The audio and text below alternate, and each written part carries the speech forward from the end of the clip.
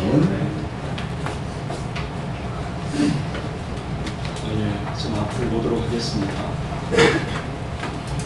4월 마지막 주 토요일에 사단법인 입양가족 상담교육원 주최로 과천에서 입양 아버지 교육이 있었습니다. 30대에서 60대까지 1명에서 많게는 8명의 자녀를 키우고 있는 입양 아빠들 11명이 모였습니다. 그 중에 우리 최진수 우리 집사님도 참여를 늦게 하셨습니다. 첫날 진행을 맡은 저는 첫 시간에 서로를 소개하고 인생을 깊게 생각할 수 있는 시간을 가졌습니다. 서로를 위로하고 격려하는 진솔한 대화를 나누고 보니 입양 아버지들이 가진 공통점 몇 가지가 있었습니다. 첫째, 11명 전원이 예수님을 구주로 믿는 분들이라는 것이 공통점이었습니다. 예수 믿는 사람들만 오는 모임이 아닌데 모두 예수님을 믿더라고요. 두 번째 공통점은 입양을 하지 않았다면 전혀 알 수 없었을 중요한 인생의 사실을 알게 되었다는 고백을 가지고 있었습니다. 세 번째 공통점은 입양을 통해서 아이뿐만 아니라 부모 역시 성장해야 한다는 사실을 알게 되었다는 것입니다. 네 번째 공통점은 입양은 특별하거나 경제적 형편이 넉넉한 사람들만이 하는 것이 아니라는 사실이었습니다. 오히려 그 반대에 가까웠습니다. 경제적 형편은 안 되지만 어떤 힘이나 어떤 숭고한 생각이나 사명감에 의해 시작하고 보니까 그게 귀에서 계속 더 하게 되었다는 것이었습니다. 다섯 번째 공통점은 공통점이면서도 나이에서 오는, 연륜에서 오는 분명한 차이점이 있었습니다. 제가 이런 질문을 던졌습니다. 인생을 대할 때 목숨, 생명, 생애라는 글자의 의미에 대해서 먼저 깊이 생각하고 인생을 논해야 합니다. 목숨은 그 의미가 목에 붙은 숨입니다. 우리의 인생은 제 아무리 대단해도 결국 몸에 숨이 붙어 있느냐 아니냐일 뿐입니다. 생명이라는 글자는 날생자의 명할 명, 즉 삶을 명령받은 것입니다. 생명은 살라는 하나님의 명령인 것입니다. 생애라는 글자는 날생자의 벼랑에, 즉 삶이란 벼랑 끝에 서 있는 존재입니다. 그러므로 삶은 어려서부터 죽을 때까지 농밀하고 치열해야 합니다. 이렇게 말씀을 드린 후에 모두 진지해지더라고요. 그래서 이제 입양 아버지들 남은 생애는 어떻게 살 것입니까?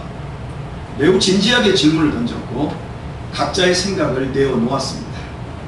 3명의 유자녀와 5명의 입양 자녀를 키우고 계신 59세의 아버지, 경제적으로 좋지 않습니다. 그런데 어쨌든 간 59세의 아버지, 3명의 유자녀와 5명의 입양 자녀를 현재 키우고 계십니다. 막내가 지금 초등학교 4학년인가 2학년인가 그렇습니다. 그 아빠의 남은 소원은 이것이었습니다. 나는 교회만 다녔지 하나님을 만나지 못한 것 같습니다.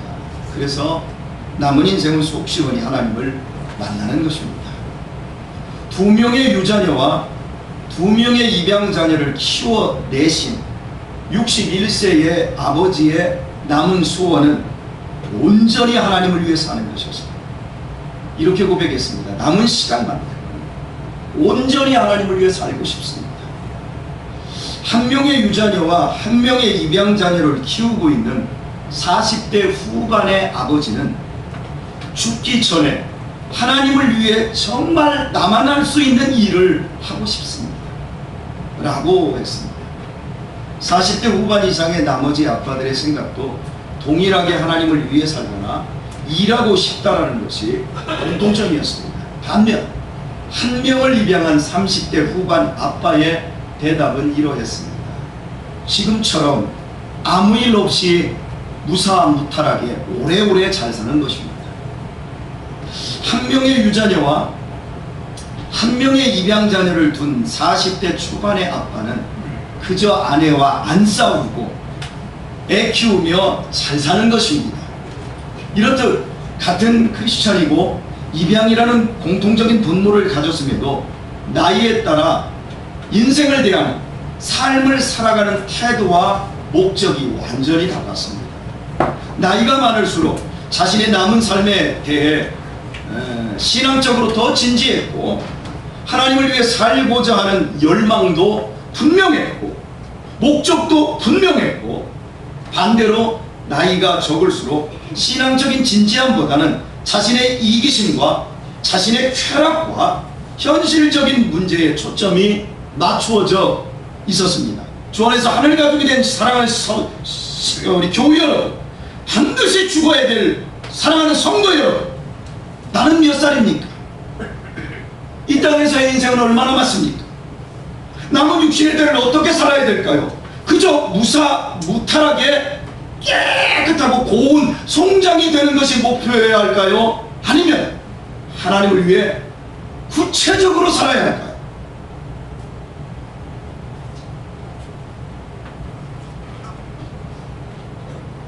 청년 시절 바울은 교회를 섬멸하는 일에 앞장선 유대교 내에서 가장 장래가 촉망되는 유능한 젊은이였습니다. 그 바울을 주님께서 그리스도인들을 토벌하러 가는 다메섹 도상에서 마치 핀셋으로 집어내시듯 사울아 사울아하고 불러내셨습니다. 그리고 그 유능했던 바울을 실패자처럼 무려 13년이나 고향에서 집겁케 하며 당신의 그릇으로 훈련시키셨습니다. 그 기나긴 훈련 기간을 통해 바울은 자신을 주님께 철저하게 의탁하는 삶이 온전히 체화되었습니다. 쓰임받는 사람은 훈련이 없이 하나님을 쓰지 않습니다. 마침내 때가 되자 주님께서는 바울을 복음 전도자로 보내셨습니다. 그것은 바울의 인생 계획이 아니었습니다. 바울을 부르신 주님께서는 바울을 터키 대륙 그리고 유럽의 발칸반도 곳곳에 보내셔서 수많은 이방인들을 살리게 하셨습니다. 뿐만 아니라 주옥 같은 하나님의 말씀을 기록하게 하셔서 오늘을 사는 우리에게까지 삶의 목표와 지표를 주고 있습니다. 고린도전서와 고린도후서, 데살로니가 전후서, 갈라디아서, 복음의 정수인 로마서가 그것입니다. 이렇게 주님의 손에 붙들렸던 바울은 3번의 전도 여행을 마치고 마침내 늙은 몸으로 예루살렘에 도착했습니다. 지난 시간 확인한 것처럼 바울은 일행과 함께 초대교회의 최고 지도자였던 예수님의 동생 야고보를 문안했습니다. 그 자리에는 예루살렘 교회 장로들도 있었습니다. 본문에는 생략되어 있지만 그때 구제헌금이 전달되었을 것입니다. 대흉년을 당한 예루살렘의 그리스도인들을 위해 마케도냐와 고린도의 그리스도인들이 모아준 것이었습니다. 바울은 이어서 자신의 전도 여행을 통해 하나님께서 행하신 일들을 낱낱이 간증하였고 모두가 하나님께 영광을 돌렸습니다. 바울을 통해 행하신 하나님의 일들을 한마디로 표현하면 그것은 하나님께서 십자가에 못 박히신 예수 그리스도께서 못 박히신 십자가를 통해 이방인들을 살리신 구원의 역사였습니다. 하나님의 독생자이신 예수님께서 십자가를 지신 것은 인간을 구원하시기 위해 제물이 되신 것이었습니다. 놀라운 사실은 예수님은 하나님이셨습니다. 하나님의 독생자이면서 또한 하나님이셨습니다. 반문할 수 있습니다. 아버지이면 아버지이고 아들이면 아들이지 아버지이면서 아들이 뭡니까? 인간의 논리와 상식으로는 이해할 수 없습니다. 하나님께서 인간의 죄값을 대신 치러주시기 위해 인간에게 사형선고를 받으시고 그 인간에게 채찍질을 당하시고 그 인간에 의해 사지가 십자가에 못 박혀 인간에게 온갖 수모를 당하고 돌아가셨다는 것입니다. 대체 이런 신이 세상에 어디 있습니까? 신이 어떻게 인간에 의해 인간을 위해 죽을 수 있습니까? 세상적인 논리로는 이해는커녕 납득도 할 수 없는 일입니다. 그래서 바울은 고린도전서 1장 18절에서 이렇게 설명합니다. 십자가의 도가 멸망하는 자들에게는 미련한 것이요 구원을 얻는 우리에게는 하나님의 능력이 됩니다. 세상 논리로 십자가와 십자가의 도는 미련하기 짝이 없는 멍청한 일입니다. 인간을 구원하기 위해 왔다는 메시아가 무기력한 사형수로 십자가에 못 박혀 죽는 것보다 더 미련한 짓이 어디에 있겠습니까? 완전한 코미디지. 코미디도 이렇게 엉터리 같은 코미디가 없습니다. 그래서 복음이 거부됩니다. 거부되는 것이 당연한 겁니다. 그러나 복음을 거부하는 사람들이 어느 날 생애 끝자락에서 갑자기 목에 붙은 숨이 끊어져 버리고 갑자기 죽음이라는 벼랑 아래로 떨어질 때 대체 그들의 영혼은 어디로 가는 것입니까? 늙어도 몸뚱이는 늙어도 전혀 늙지 않는 그들의 마음, 그들의 영혼은 과연 어떻게 되는 것입니까? 예수 그리스도의 십자가를 통한 죄의 문제 해결 없이 그들이 거룩하신 하나님 앞에 과연 설 수 있으며 하나님의 지엄하신 심판을 어찌 피할 수 있겠습니까? 그들은 살아있는 것 같지만 매일 스스로 참여하고 있는 것입니다. 그러므로 십자가의 도를 미련하다고 매도하는 그들 자신이 실로 가장 미련한 인간들인 셈입니다. 반면에 구원받는 이들에게 십자가의 도는 공허한 이론이거나 구호가 아닙니다. 구원받을 우리에게 십자가는 하나님의 능력입니다. 분명 십자가와 부활은 죄와 사망의 굴레에서 영영 죽었던 우리를 영원히 살리신 하나님의 능력입니다. 제가 여러분에게 피를 토하면서 이 자리에서 죽는다 할지라도 저는 십자가가 우리 신앙의 핵심이고 십자가에서 죽으시고 부활하신 예수님을 인격적으로 만나야 한다고 말씀드리고 싶습니다. 아멘. 꾸벅꾸벅 죽고 일주일에 한번 나와서 설교 한번 딱 때우고 예배 한번 때우고 그렇게 사는 그 사람 말고 정말 예수님 때문에 가슴이 뜨거워질 수 있는 우리 성도님들 되시길 축복합니다. 아멘. 하나님께서 어리석으셔서 당신의 독생자를 십자가의 제물로 내어놓으신 것이 아니었습니다. 하나님께서 약하시고 멍청하셔서 당신의 독생자를 십자가의 죽음 속에 내버려 두신 것이 아니었습니다. 하나님께서는 당신의 독생자를 십자가에 못 박는 로마 군병보다도 당신의 독생자의 사형을 선고한 그 강력한 로마 제국보다 더 강력하셨기에 당신의 독생자를 완벽하게 책임지시고도 남을 만큼 충분히 강력하셨기에 당신의 독생자로 하여금 십자가의 죽음을 수용하게 하셨습니다. 십자가는 하나님의 지혜와 하나님의 강하심이 한데 어우러진 나를 구원하시는 사랑의 응제체였습니다. 그리하여 믿는 자로 하여금 영원한 생명을 주시고 영원한 복락을 누리게 하시는 하나님의 능력이 된 것입니다. 그리고 그 능력은 믿는 우리의 능력이 된 것입니다. 복지국가는 요즘 복지라는 말을 참 많이 씁니다.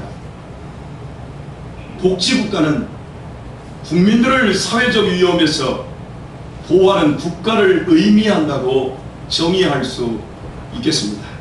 국민의 삶을 위협하는 사회적 위협은 다양합니다. 일자리를 잃는 것, 갑자기 무거운 병이 드는 것, 산업재해를 당해 장애를 입는 것, 재산도 소득도 없이 늙어버리는 것, 치매나 중풍 때문에 일상생활을 스스로 할 수 없게 되는 위험이 있습니다. 이런 위험이 닥치면 삶은 지옥이 되어버립니다. 당사자와 그 가족뿐만 아니라 주변 사람들까지 고통을 겪어야 합니다. 인간은 이런 위험에서 벗어나고 싶은 소망을 복지제도로 표현을 했습니다. 공무원연금과 군인연금, 국민연금 등의 공적 노후보험 첫 번째입니다. 두 번째, 산업재해에 대비하는 산재보험.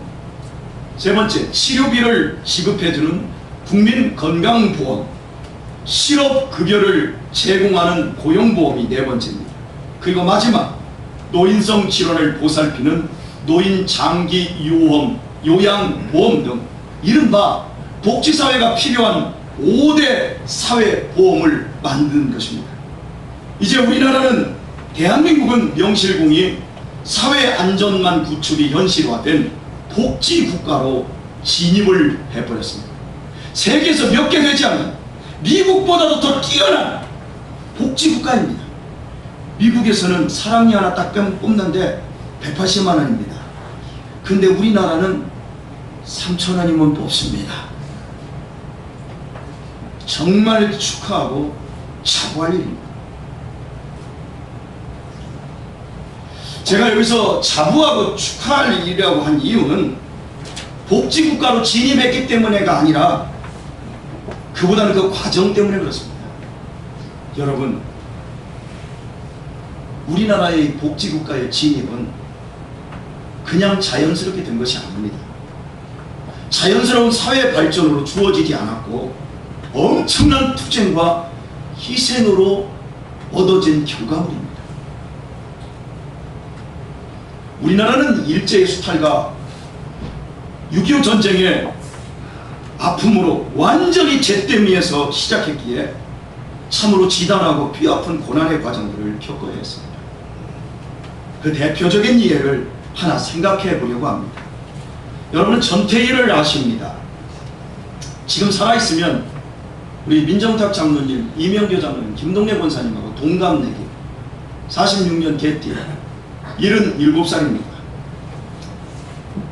22살 청년 전태일은 1970년 11월 13일 청계천 평화시장에서 근로기준법 책자를 껴안은 채 몸에 휘발유를 끼얹고 불을 붙였습니다. 온몸이 불타는 고통 속에서 그가 외친 말은 이러했습니다. 우리는 기계가 아니다. 근로기준법을 준수하라. 법전만 있지 시행하지 않는 근로기준법을 준수하라 외치며 쓰러져 그의 어머니 이소선 여사의 품에 안고서 숨을 멎었습니다. 그 당시에 대통령과 노동청장에게 쓴 진정서에 나타난 평화시장의 실태는 이러했습니다. 평화시장 노동자는 2만 여 명, 그 좁은 곳에 한 공장의 평균 30년, 노동자의 90% 이상이 평균 18세의 여성이었습니다. 노동자의 40%를 차지한 시단은 평균 15세 어린이였고 그들은 100원도 되지 않는 일당을 받고 하루 16시간씩 일했습니다. 여기 계신 분 중에 그때 거기 계셨던 분도 계십니다. 그 시단 하루 16시간씩 일했습니다. 햇빛이 들지 않는 좁은 정장에 창문도 없는 곳에 일하느라 눈병과 신경통, 위장병, 폐렴에 시달렸습니다. 그러다가 폐렴에서 피를 토하면 10원 한 장 못 받고 모두 쫓겨나서 죽음의 길로 갔습니다. 그게 우리나라였습니다. 근로기준법에 따른 건강진단은 필름도 없이 찍는 가짜 엑스레이가 고작이었습니다. 정경유착, 필름도 없이 엑스레이를 찍습니다. 이상무. 전태일이 청원한 것은 하루 작업시간을 10시간에서 12시간으로 줄이고 한 달에 한 번 쉬는 일요일을 매주 쉬게 해달라. 건강진단을 제대로 하고 엑스레이 진짜 제대로 찍어주고 시다의 급여를 50% 150원만 올려달라는 것이었습니다. 그는 이것을 인간으로서의 최소한의 요구라고 말했습니다. 지금 우리 청년들은 이해도 안 되는 일이에요. 우리가 지금 얼마나 좋은 사회에서 살고 있는 줄 아세요? 인간으로서의 최소한의 요구에 대해서 정부와 사용자들은 이 요구를 냉정하게 외면하고 짓밟았습니다. 전태일은 다른 방법이 없다고 생각해 자기 몸에 휘발유를 붓고 분신을 결심합니다. 사회를 깨우기 위한 것이었습니다. 청년 전태일이 분신을 결심한 것은 70년 8월 삼각산 기도원에서 기도하면서였습니다.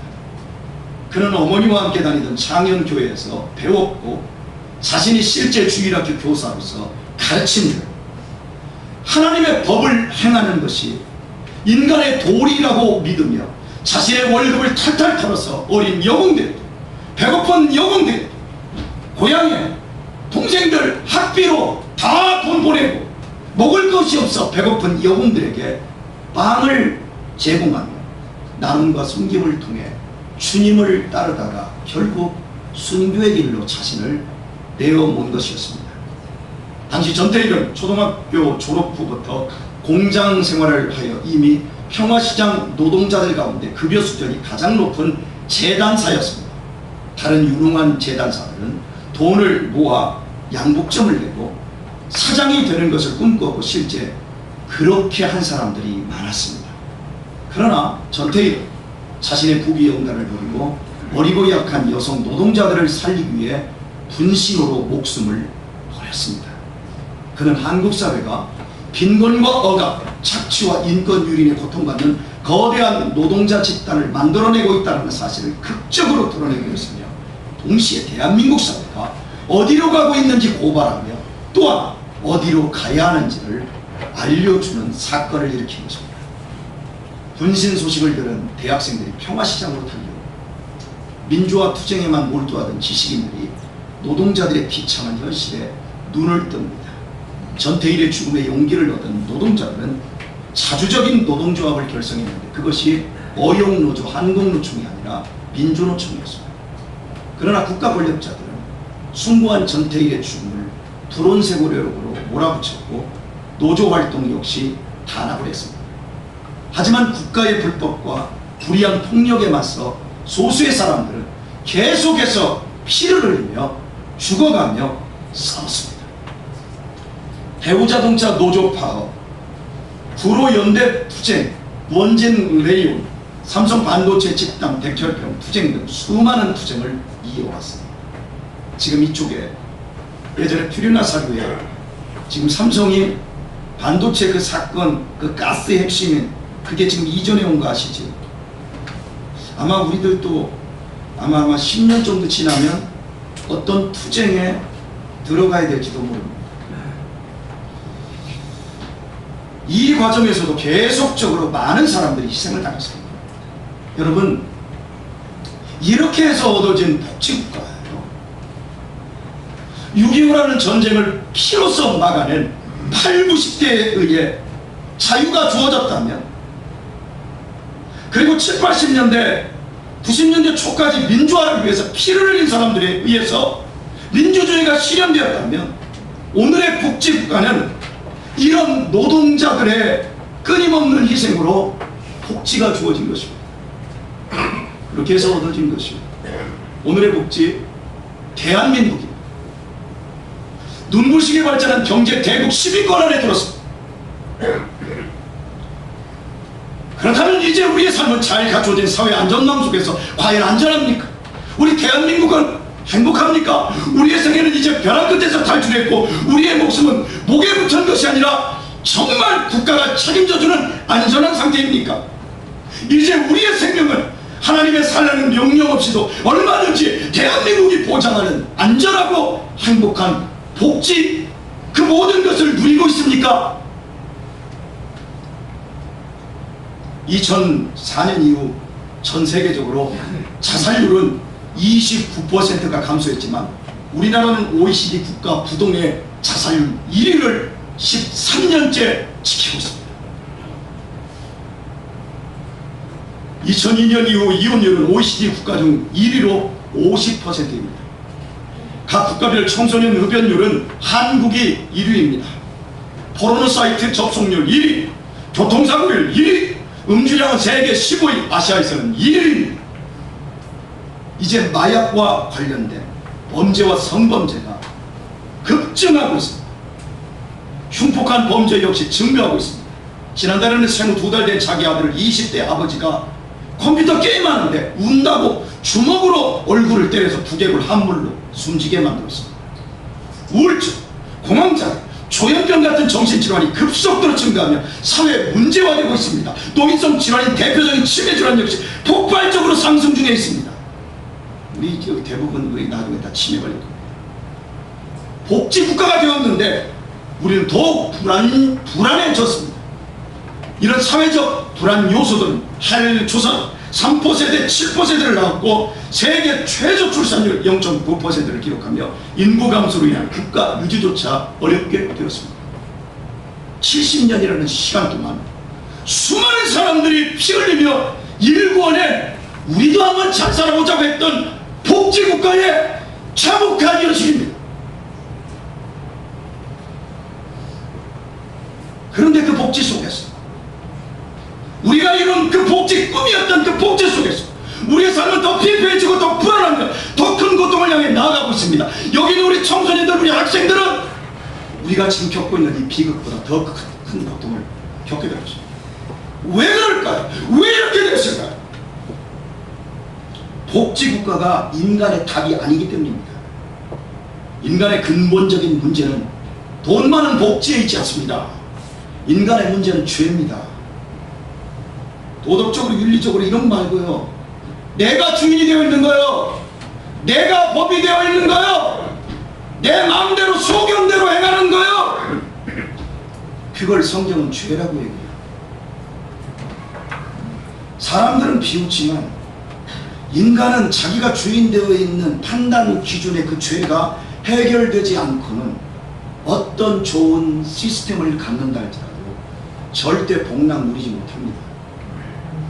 여러분이 아멘을 안 해도 속으로 목사님 참 억지를 부려도 참 너무 부린다, 여러분이 그렇게 생각하고 우리 청년들이 그렇게 곱씹어도 분명히 그렇습니다.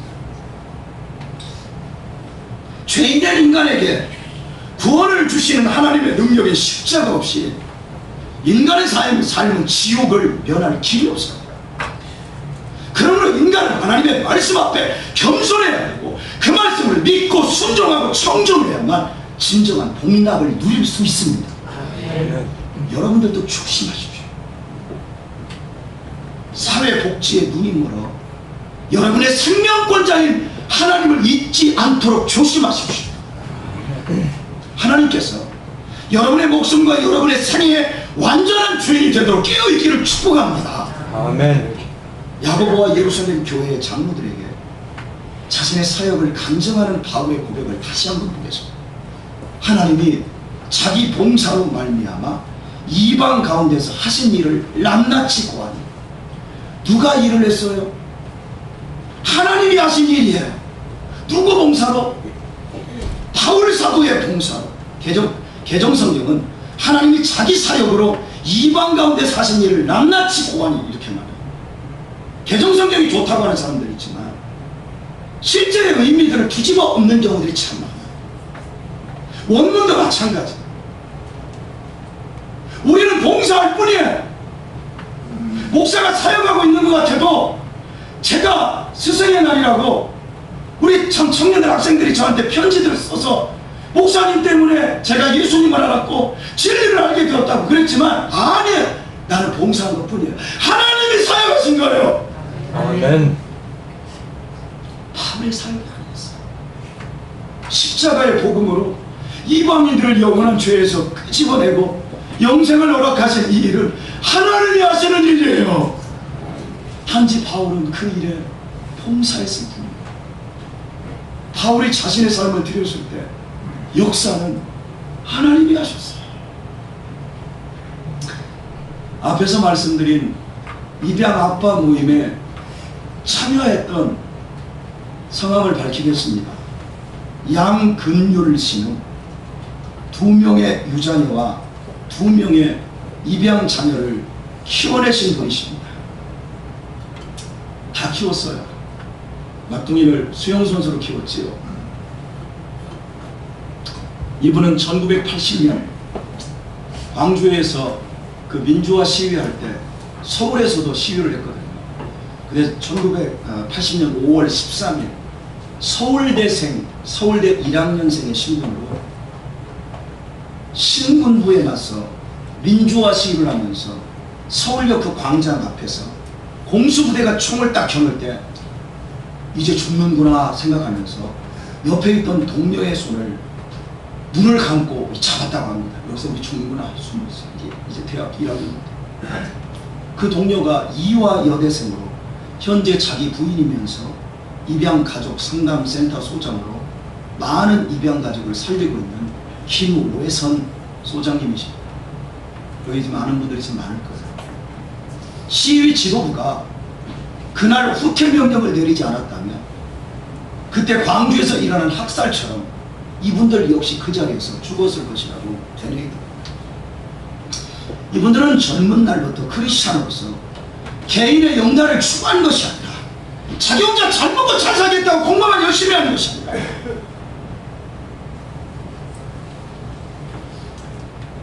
민주화를 이루기 위해 젊은 날 목숨을 바쳤던 분들입니다. 머리로 동의하고 이론으로 동참한 것이 아니라 그 무서운 총을 겨누는 현장까지 직접 나아가 몸으로 거대한 죄의 권력과 싸운 분들이었습니다. 이후 남편은 서울대를 무사히 졸업하고 국가장학생으로 파리에서 유학하고 나와서 고속철도 KTX를 놓는 책임자, 우리나라 고속철도 떼제별을 들여왔잖아요. 그때 이제 이분이 그 일을 다 하신 분이에요. 그리고 지금은 철도청에서 굉장히 높은 위치에 계십니다. 그리고 부인은 프랑스에서 유학하면서 미술을 전공했습니다. 젊은 날을 농민하고 치밀하게 살아낸 분들입니다. 훌륭한 분들이죠. 그러면 인생의 후반은 대한민국이 100%는 민주국가 복지제도하에서 여유롭게 우아하게 살 수 있는 분들입니다. 그런데 입양을 통해서 어렵고 힘든 길, 남들이 하지 못한 새로운 경험을 하며 생명을 살리는 가치 있는 길을 선택하여 더욱 농밀하고 더욱더 치열한 삶을 살고 있습니다. 그래서 그분들이 지금 좀 어려운 부분들이 있어서 저와 제 아내가 힘써서 지금 도우려고 하고 있어요. 이번에 아빠 모임에서 그런 고백을 했고, 제가 이번 주에도 그분을 만났는데 이제 그때의 상황과 전체를 제가 이렇게 요약해서 그분의 말로 바꿔보겠습니다. 아빠 모임에서 이런 고백을 했어요. 제 고향은 진해입니다. 중학교를 다닐 때 당시 해군 사령부가 진해에 있었습니다. 어느 날 학교 가는 중 하수구에서 온몸에 오물을 뒤집어 쓴 군인들이 튀어나왔습니다. 해군 특수부대 소속 UDT 대원들이었습니다. 하수구에서 매복 훈련을 하고 나온 그 UDT 대원의 몸에서는 상상할 수도 없는 지독한 압축이 있었습니다.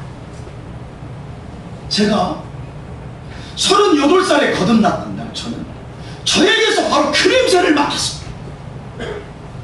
죄를 뒤집어 쓴 내 몸에서 그 지독한 냄새가 났어요. 저는 그날까지 나는 남부를 것도 없고 의협심도 있고 믿음생활 잘하는 꽤 괜찮은 사람인 줄 알았습니다. 저는 제 자신이 깨끗한 줄 알았습니다. 하지만 제 삶은 죄의 시궁창을 두는 한심한 일이었습니다.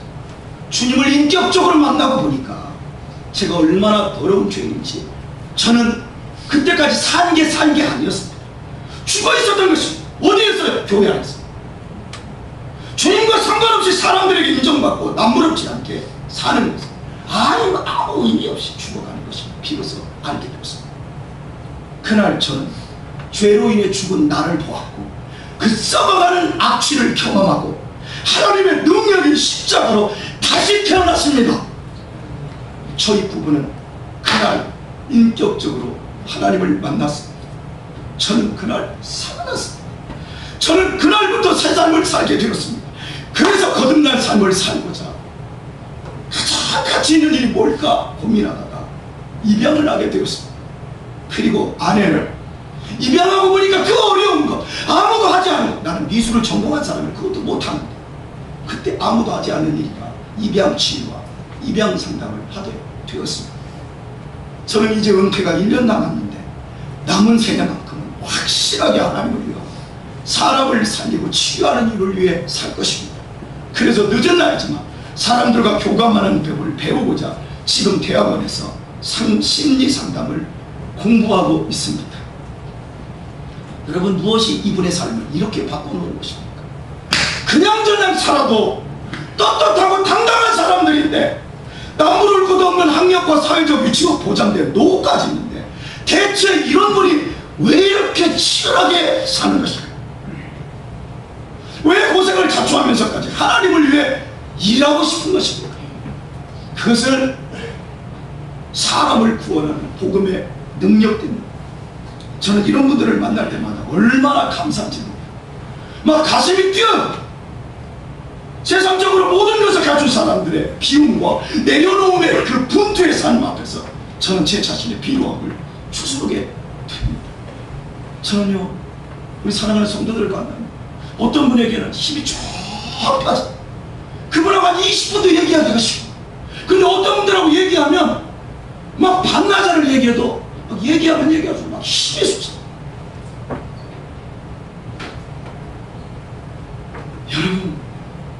여러분은 어떤 부류의 사람입니까? 세상적으로 모든 것을 갖춘 사람들의 비움과 내려놓음의 삶 앞에서 우리도 한번 생각해봐야 되지 않을까요? 겨우 잘 먹고 잘 살다가 때깔 모은 송장이 되기 위해 주님께서 그 엄청난 십자가의 구원으로 우리를 부르셨을까요? 정말 거듭나고 보면 아무런 어려운 일 없이 병 없이 사고 없이 잘 먹고 잘 사는 것으로 시간을 허비할 수 있나요? 하나님께서 기뻐하시는 것이 무엇인지 그 일을 찾으시고 그 일 인생을 드리는데 주저하지 않게 되는 것이 믿음 생활 아닐까요? 이 험한 세상 속에서 복음을 믿고 새 생명을 받는 것만큼 사람에게 축복이 없어요.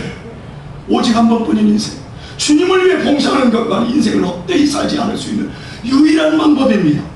인간의 진정한 안정과 복지는 십자가의 복음으로 거듭나 예수님을 인격적으로 섬기고 하나님의 뜻에 구체적으로 순종하는 거기에서 출발합니다. 아무리 많이 배우고 똑똑하고 잘났고 잘 먹고 잘 살아도 예수님 없는 인생 헛된 것 자체입니다.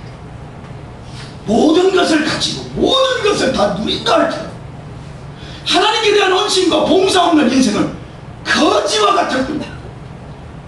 예수님 안에 있어도 목사라 할지라도 모든 것을 다 가졌고 다 누린다 할지라도 진정한 봉사 하지 않으면 거지입니다. 거지.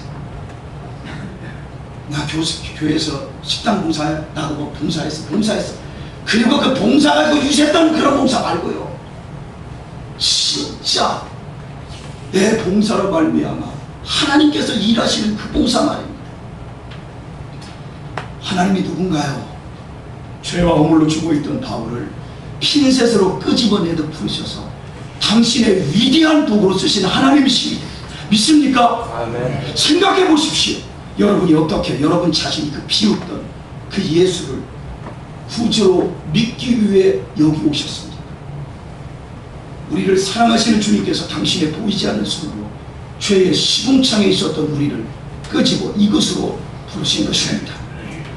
벼랑 끝에서 나이 먹으면 먹을수록 벌벌 떠는 것이 아니라 천국을 향해 비상하라고 우리를 당신의 교회로 안전하게 불러주셨습니다. 목에 붙어있는 생명을 넘는 새 생명 주시고 새 삶을 살게 하시고자 하나님 아버지께서 이곳으로 여러분을 부르셨습니다. 그 사실이 안 믿겨지십니까? 그것이 혹시 사실로 믿어지는 분들이 계시다면 이제 남은 생애를 어떻게 살아야 할까요? 권면합니다. 무엇으로든지 그 어떤 것으로든지 여러분만 할 수 있는 방법으로 사람을 섬기고 하나님을 위해 봉사하며 사십시다. 아멘. 나의 봉사가 하나님이 일하는 통로가 되게 하십시다. 아멘. 봉사해놓고 어쩌고 저쩌고 그러지 마시고 정말 하나님이 일하십니다. 그래서 바울처럼 인생 마지막 끝자락에서 낱낱이 내가 한 봉사 속에 하나님이 일하시는 것을 얘기하고 하나님께 영광을 돌리는 그런 성도들이 되시기를 바랍니다. 아멘. 여러분의 삶의 진정한 복지는 여러분의 순수하고 바른 헌신과 봉사에서 이루어진다는 것을 기억하세요. 이렇게 열매를 우리 성도님들 되시길 주의 이름으로 축원합니다. 아멘. 찬양 드리겠습니다. 나를 지으신 이가 하나님, 음이 조금 높습니다.